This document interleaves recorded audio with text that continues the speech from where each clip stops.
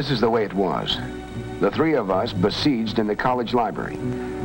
Then suddenly to find out that one of us is a traitor. Sit down, Josh. Don't be a hero with a broken head. Open the door, Johnny. Johnny, I said open it.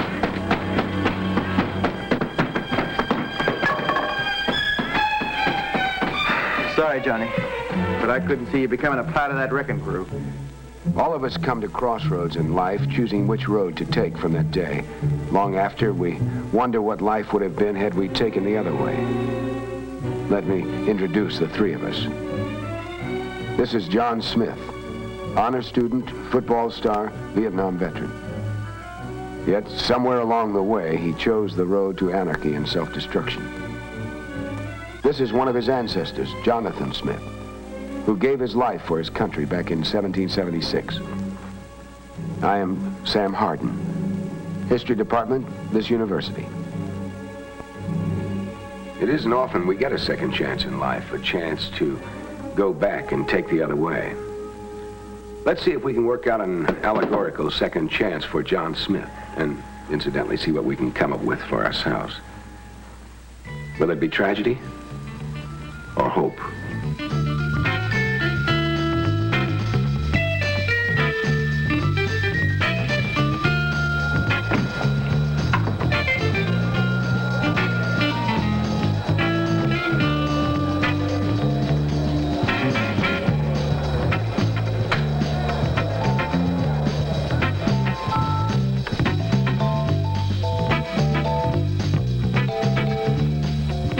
To go back a ways, back to when John Smith came in here tonight, we had reason to think he was here to protect the valuable medical books from the rioters. Imagine the shock when we find he's really here to let the rioters in. Now, why should a normally decent, normally intelligent young person like John Smith choose the road to communism over America and freedom? For one thing, our youth of today are the object of the most extensive, intensive, diabolical campaign ever conceived. Organized and directed by our and their worst enemies. On many of our nation's platforms, radical speakers make a well-paid living going around, many of them subsidized by the communists, telling our young people what's wrong with America. On such a platform, we have seen many self-proclaimed communists and revolutionaries, radical spokesmen for various groups and professions, and sometimes even prominent political figures, all joining in a movement with which the subversive communists plan to destroy America.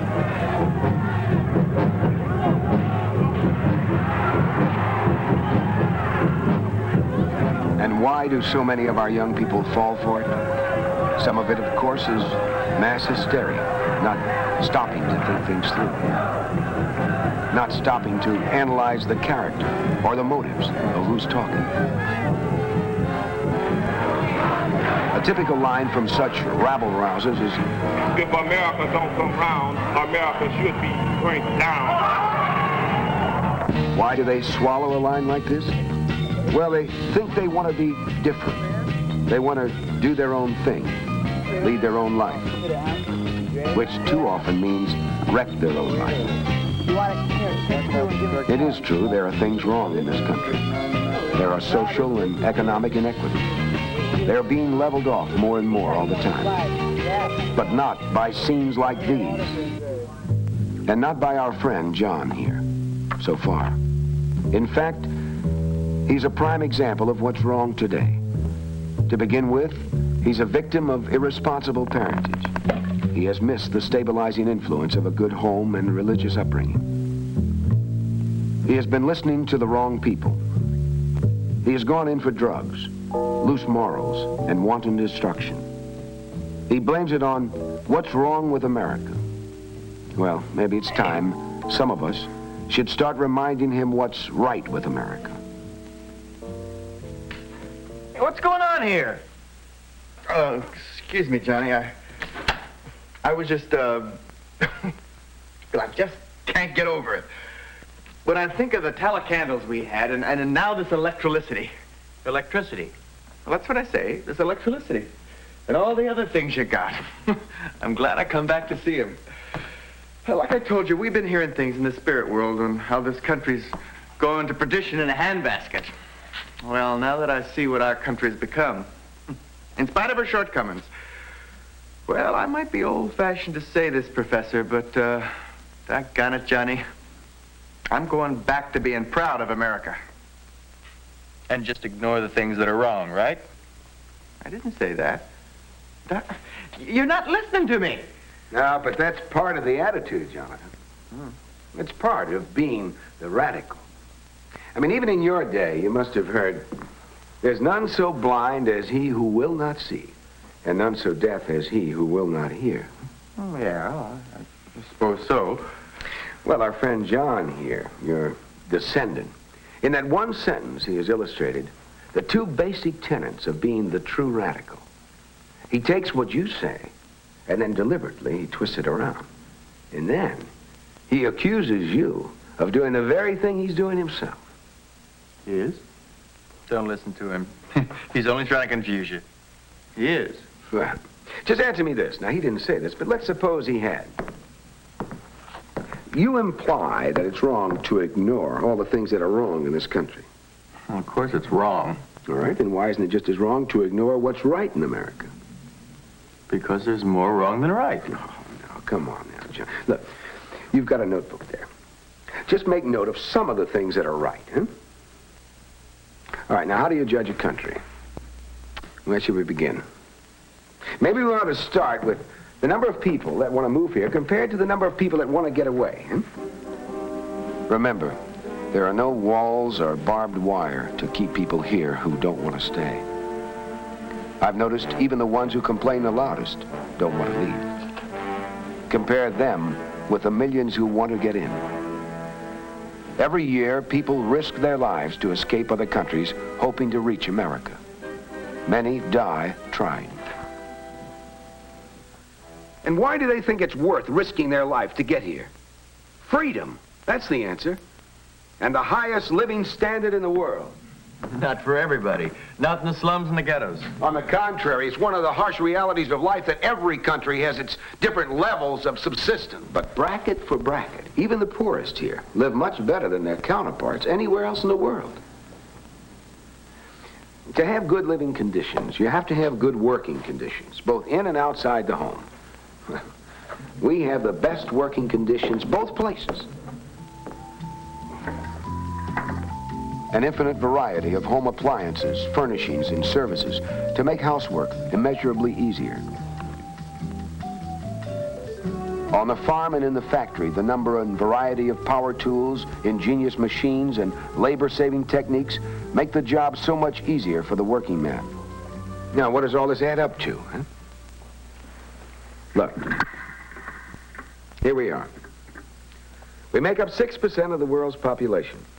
And yet we produce more than 50% of its manufactured goods.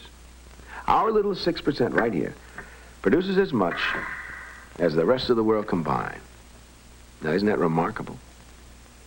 The average American citizen's living standard, measured in wealth and purchasing power, is twice that of the average citizen of other countries, 3 times better than most countries, and 4 times better than Russia. Now, doesn't that begin to tell you something?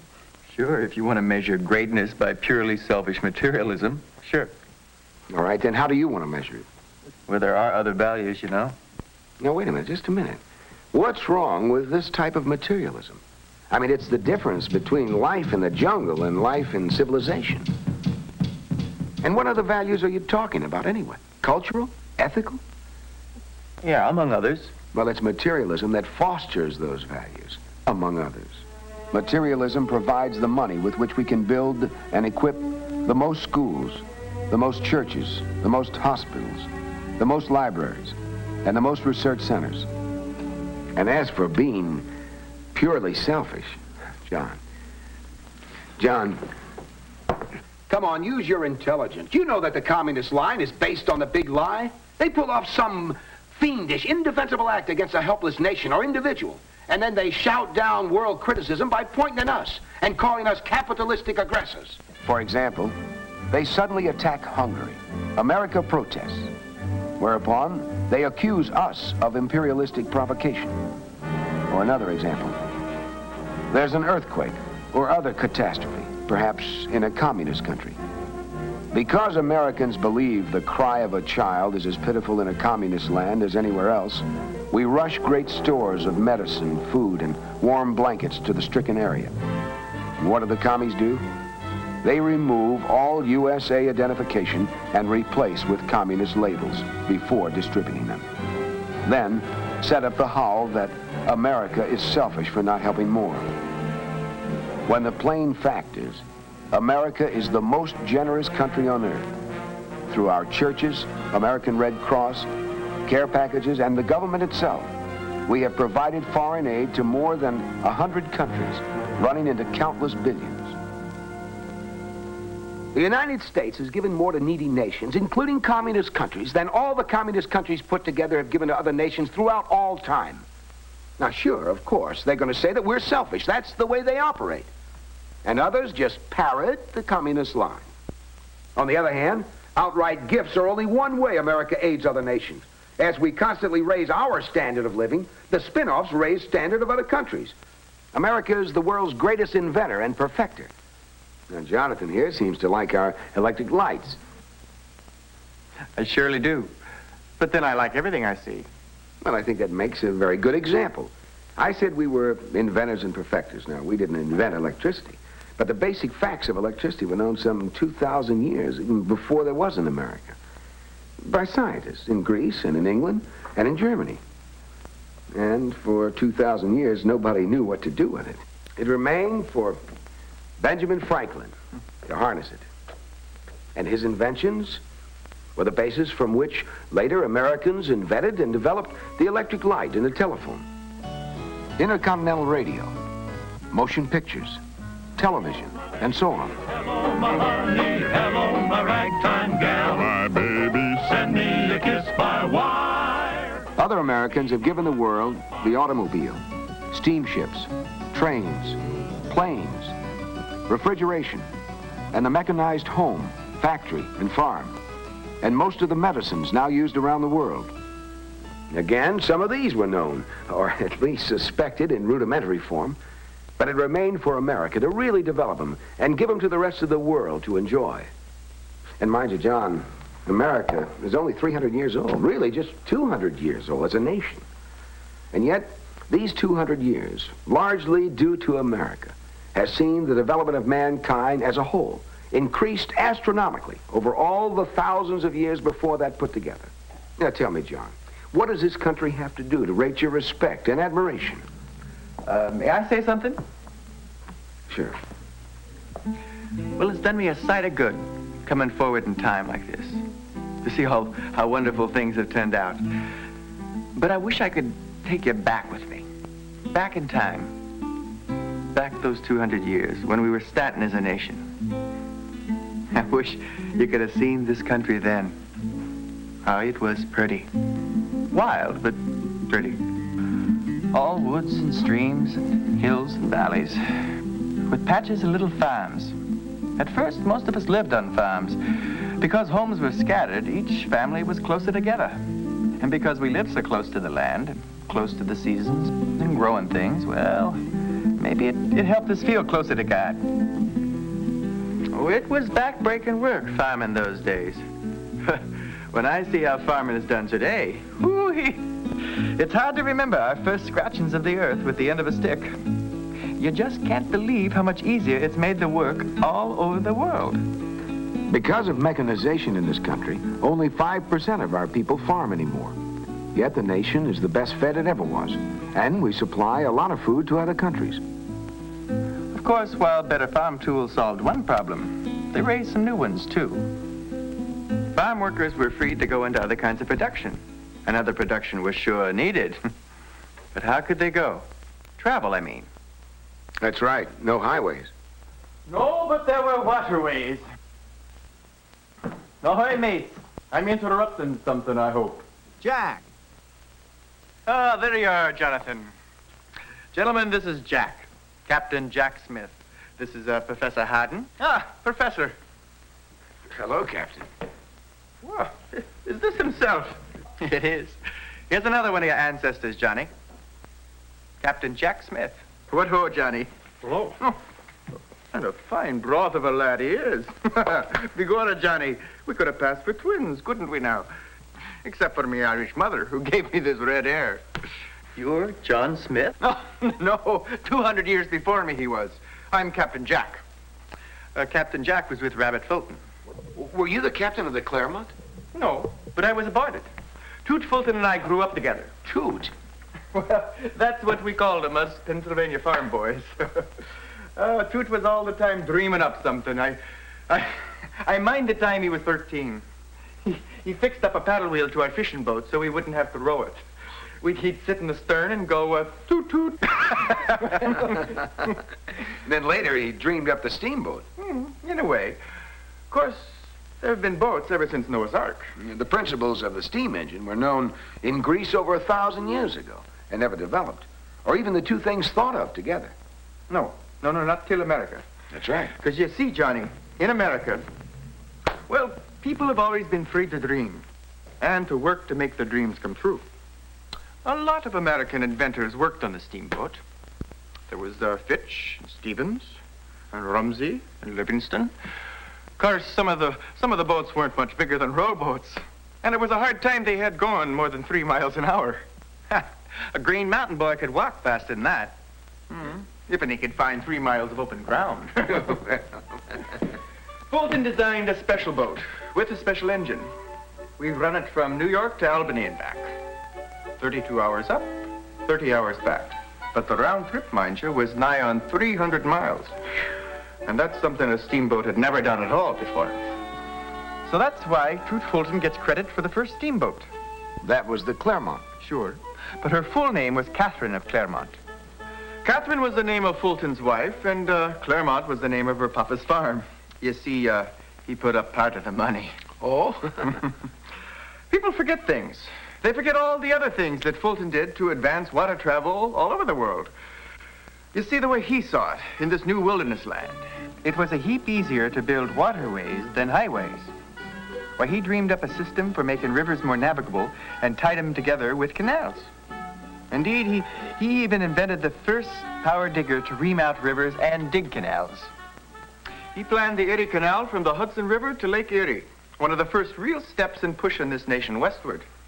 And did you know he built 15 more steamboats, including the Raritan and the New Orleans, that opened up power shipping up and down the Mississippi? Now, the New Orleans, that's the one I was captain of. Oh. And he worked in Europe, too, didn't he? Oh, indeed he did. He helped several countries with their river and canal systems. So you see, Johnny, America was still young, not much older than you are now. Already she was helping other countries, and she's been doing it ever since. And I don't need to tell you what better getting around means for any nation. If this nation had done nothing else, she's justified her destiny by developing power transportation for the world. Water, land, and air. And remember, all this in little more than a century.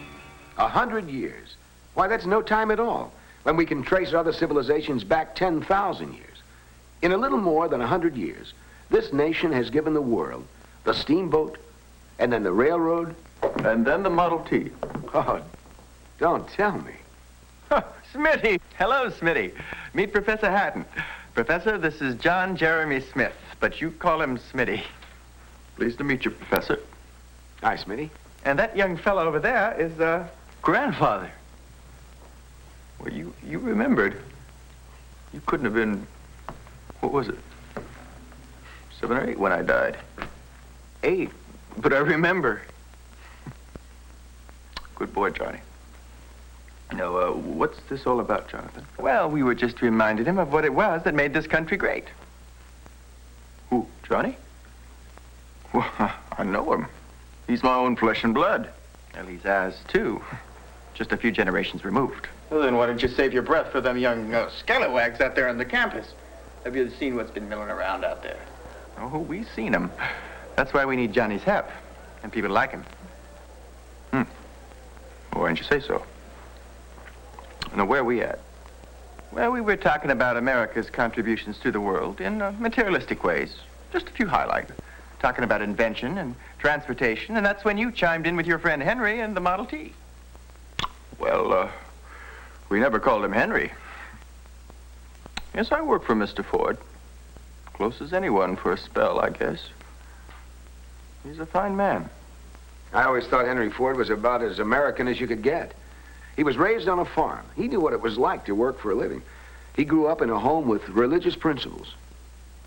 Yes, and when he married Clara, they raised their children the same way. And so do their children. True.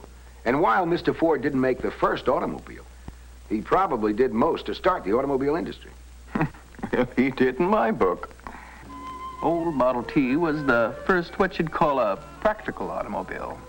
One the general public could afford. He also developed the moving assembly line, another American invention. One that other countries are now using. Assembly lines not only made the work easier, the increased efficiency raised wages. But Mr. Ford didn't have it all his own way very long.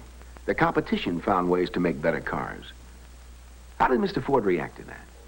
Well, he just put his mind to it and built a still better one. And that's the way it's gone on, back and forth ever since. That's the way American free enterprise works, isn't it? Exactly. It's the greatest economic system known to man. It allows you to take the greatest good and bring it to the greatest number. Our enemies say that we're materialistic. We are. We provide material benefits that make life better and longer. And not just for America, but all over the world. I wish I could say we were completely unselfish. But I can say this. We are the least selfish nation on earth. Now, is that wrong? Our enemies say that we're capitalistic. We are. But you need capital to build schools and hospital and industrial plants, to lighten labor. The last time I was in Detroit, I was in the Ford plant. It could have been General Motors or Chrysler, but it was Ford. I saw a huge press stamping out fenders, and I asked the foreman, how's it operated? He told me, the man pushes the button, and the conveyor carries them away. well, how much does a machine like that cost? $500,000. Just one machine? Just one. Of course, not many machines cost that much money apiece. But in all American industries, nationwide, the average cost of power tools and equipment and inventories was more than $35,000 per worker. Now, American industry has put up that capital so that they can produce more and better goods, less laboriously, and in a competitive market, so that more people can enjoy more and better products. Now, that is the American capitalistic system. Is that wrong? No, Then what is wrong? that's wrong. We gotta go out there and put a stop to that foolishness. You think we can do it alone? Well, we'll never know till we try. You're not alone. I've fought for this country once. I can do it again. I may be a spirit, but this old musket's solid enough. Those is Kapstensbarer Picora. Oh, sorry. It's the best I could find. A little crooked, but I'll straighten it out on somebody. How about that, Doctor? That's quite a family I'm from, huh? Yes, and it's quite a country they've helped build for us. Yeah.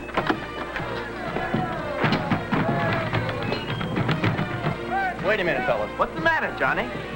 You've given me something better than this. We've had it all along, we just haven't been using it enough. I'm gonna go out there and tell them what's right with this country. That's still our best weapon. When detractors start on what's wrong, we're gonna counter with what's right with America. It may make the difference, you know, between today's tragedy and our hope for the future. Let's try it, huh?